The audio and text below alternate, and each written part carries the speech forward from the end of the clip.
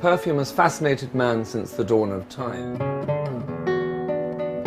Some of the rarest raw materials, called gum resins, the two most famous being frankincense and myrrh, were used by the ancients as gifts to their gods.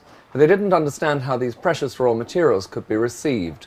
So someone in history came up with the idea of burning them. And they saw that as they burnt the gum resins, they started to ascend toward heaven through smoke, releasing their perfume. The Latin for this phenomenon is perfumare. It is the origin of the word itself, perfume. One of the most remarkable of all the raw materials is a raw material called oud.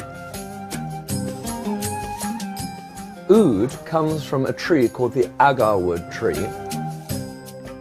So this piece of oud might end up either being distilled to make the oud oil, or you might break a tiny, tiny piece off, literally a piece no larger than this, which would then be placed on charcoal, burning charcoal, to release its scent.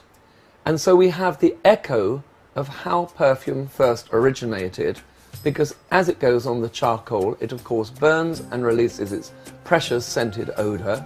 And so we have, again, perfumum, perfumare, the thing of scent being released through smoke. In the Middle East, when we burn oud, it has a special name, which is bahur. And the bahur is really part of everyday ritual and culture in the Middle East. And it's used to scent clothes, and it's used also to scent wardrobes, and it's used to scent homes. The way this scent, it's so soft, and yet it clings to the clothes.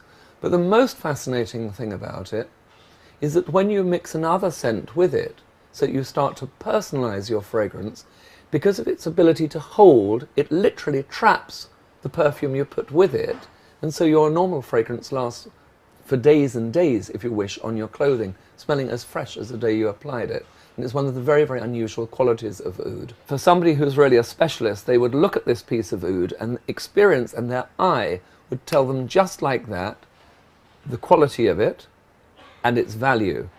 Because this literally is, along with ambergris, the most costly raw material in the world, and very often this raw material will cost many, many times the price of pure gold bullion.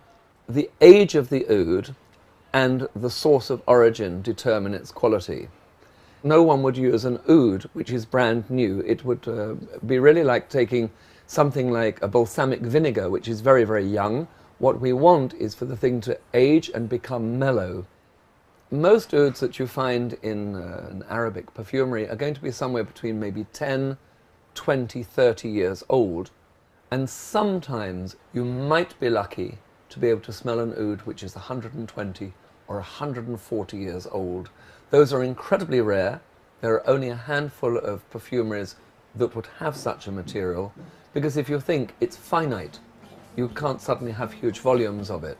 And so you really are stepping back in time in a way and stepping into the ultimate world of luxury.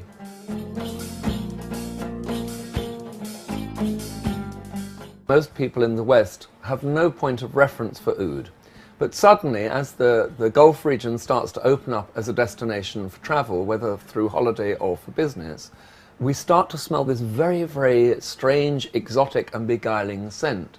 And so in the West, we also start to become interested in oud. But most importantly, from a creative point of view, Tom Ford, with his enormous influence on fashion and taste, started to work ouds into some of his private blends, and it is this more than anything that has exposed Westerners to the use of oud.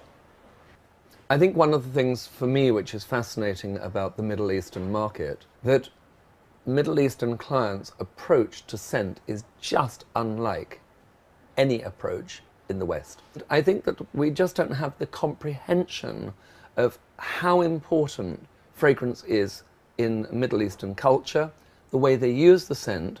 And I think that whilst there's been a recession, or is a recession, which touches everybody around the world, somehow, certainly for the Middle Eastern clients, there is no way they would give up perfume for something else. It's too ingrained as part of everyday life.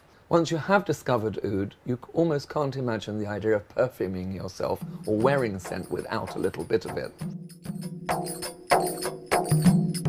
Oud is very warm, very deep, earthy, a little bit dry, not sweet, sensual, sometimes can be smoky. It pervades the air in a gentle way.